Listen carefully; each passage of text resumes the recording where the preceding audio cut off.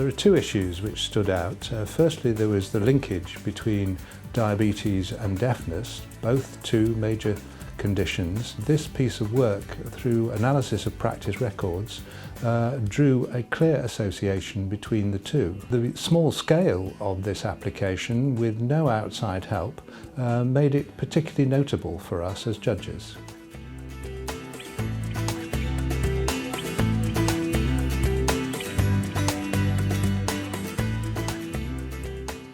What is important about this application is that it's been well known that patients with cancer can develop thrombosis, particularly deep vein thrombosis of the legs, and that may lead to fatal pulmonary embolus.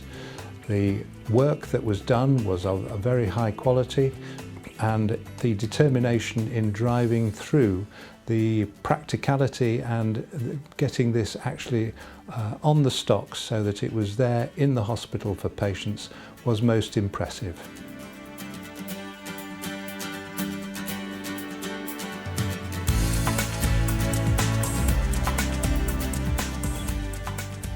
Diabetes is, as we know, a major and increasing problem in our community.